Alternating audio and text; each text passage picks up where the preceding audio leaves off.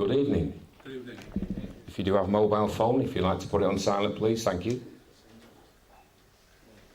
Enormous welcome to Dr. Nick Kollerstrom, astronomer and prolific author with Was Moses Akhenaten? Nick's inquisitiveness and research has created a somewhat interesting life for him. Some of his talks attract protests, some have had to be cancelled at the last minute in an outright attack on free speech. His tenure at University of Central London came to an abrupt end on the back of his investigations into 9/11, 7/7 and World War II. Nick has no problems asking questions and publicising his findings in the quest for truth. And a number of his books are available tonight and on his website. Please welcome Nick Kollerstrom.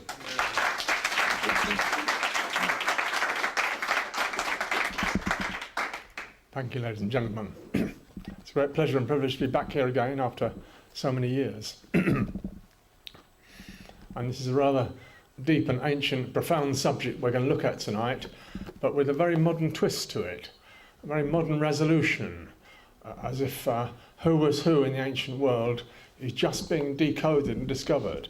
For example, I enjoy this modern Egyptian magazine, Nile, and it's trying to figure out who was who in the end of the 18th dynasty. That's the most glorious period of ancient Egypt, when terrific, huge statues were being built, and the rebel pharaoh that we're going to look at lived in that time.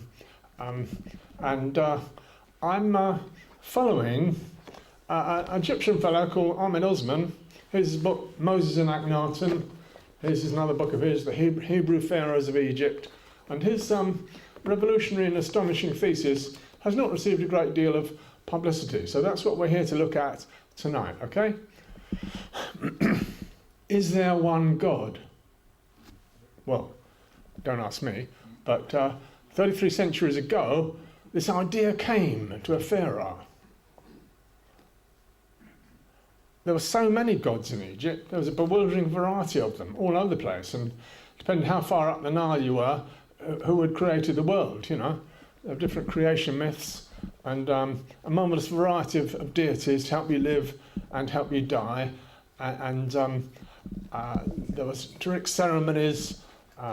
Boats would sail down the Nile, totally clad in silver and gold, with chantresses singing in praise of the different gods, and a terrific amount of beer and wine and food offerings to the gods. It was a time when religion was fun. And this glorious period of ancient Egypt is the what's called the 18th dynasty, and well, the names aren't very memorable, but there was Amenhotep III was a great and glorious pharaoh, and he had a son called Akhenaten.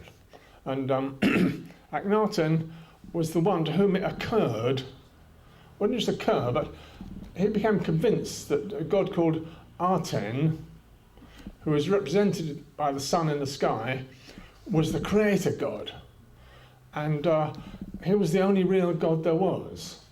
And he started chiseling out from statues the names of these other gods around Egypt. And so his rule became rather stressful, as we'll see. The various priests of the main god of the estate, like Amon, didn't like this at all. And he was putting them out of business.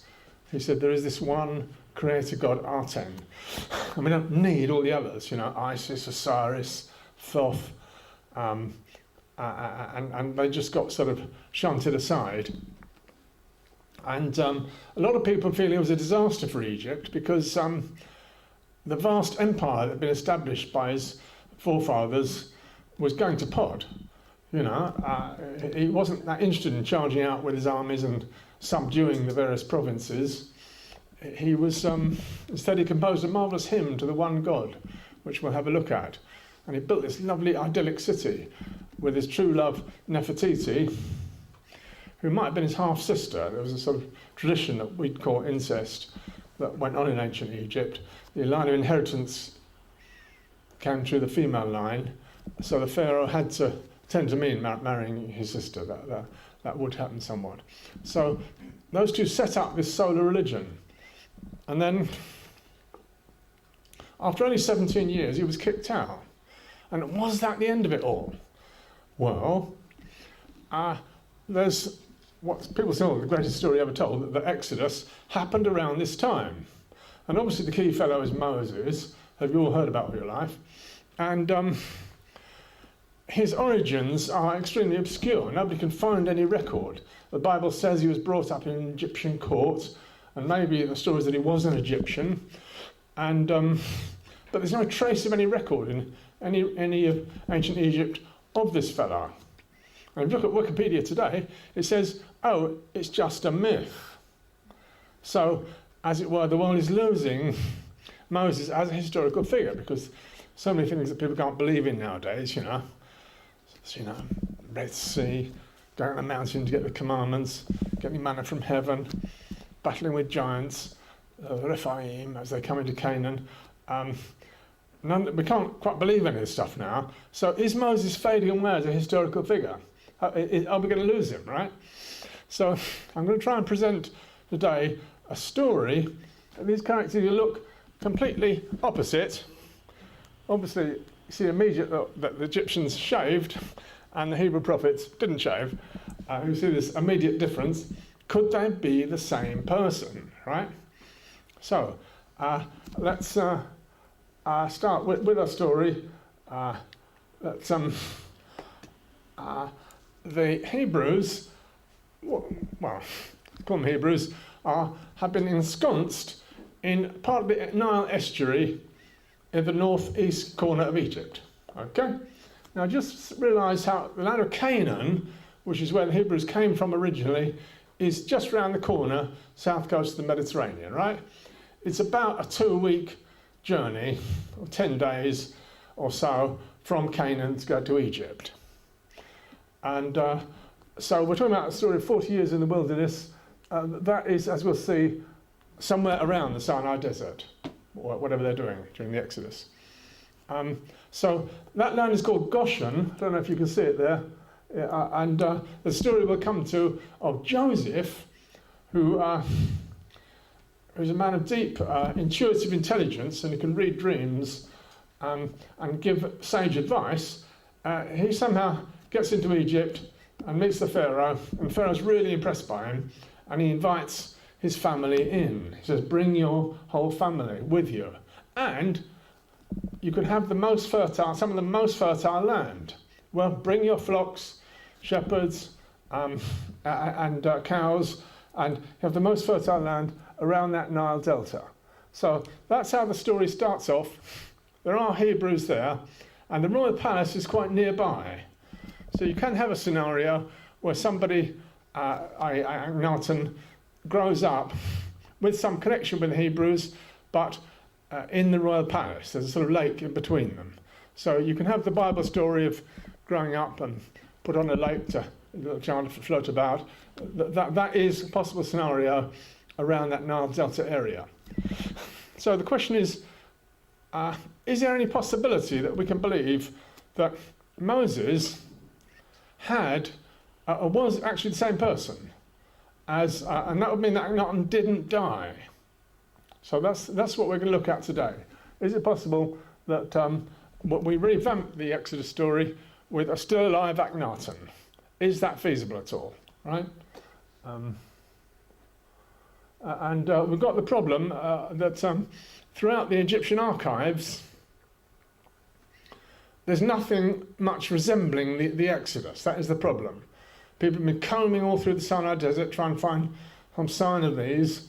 As you know, there's a large number alleged to have come out from Egypt. There's no trace of them in the Sinai desert. There's no evidence of any wandering, and nothing in Egyptian records, nothing much resembling the Exodus. Okay? So the Exodus can't quite have been as described. Otherwise, experts generally agree there would be some sort of record of it. Okay? Right. Let's. I'd just like to read a bit to you of this wonderful hymn to the sun that Akhenaten composed. And experts seem to believe that it ends up as Psalm 104, or that it's very similar to it. Okay? So it's not worship of the sun. It's worship of one God who can be expressed as the solar disk, the way the radiance of the sun sheds its light on everything. That is a kind of emblem for this deity. So the deity of Akhenaten does not have form. That's how it's amazingly different from all the other gods in ancient Egypt.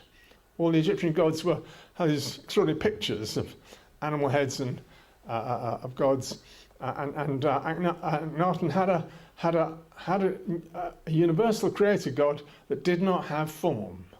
He was the first person ever to think that in history, right? Don't know if you need me to read it out.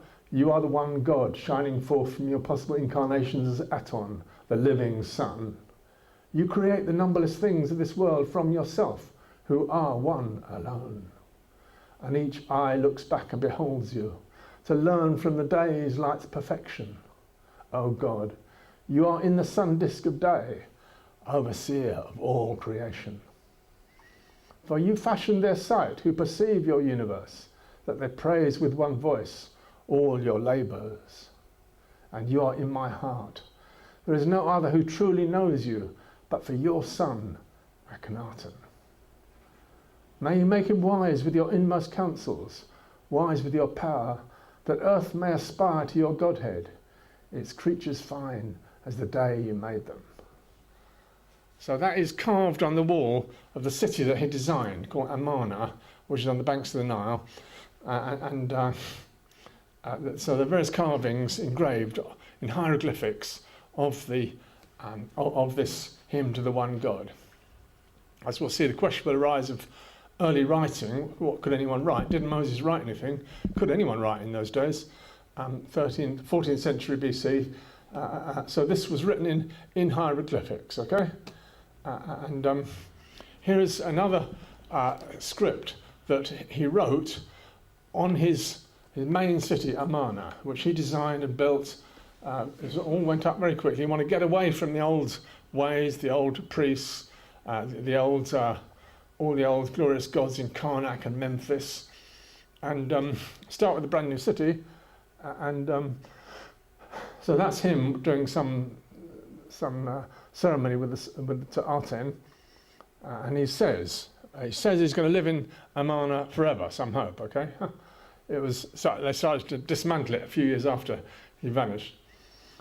And the area between these four stelae belongs to Aten, my father. Mountains, desert meadows, islands, high ground and low ground, land, water, villages, men, beasts, and all things, which my father Aten shall bring forth into existence eternally, forever. I shall not forget this oath, which I have made to Aten, my father, eternally, forever. Now, do you get the impression that he had some kind of vivid experience, that this God was kind of quite close to him and spoke to him? I don't know if you get that impression from this, because one gets the same impression from the character Moses. People felt God spoke to him, and he would somehow be able to tell people what the deity wanted. So, and in the Bible, it's sometimes said that Moses was one person who's seen God or talked to him face to face. So I suggest that there's a sense of certainty here and closeness, that he as the royal divine pharaoh, knew what Aten wanted, what the Aten wanted.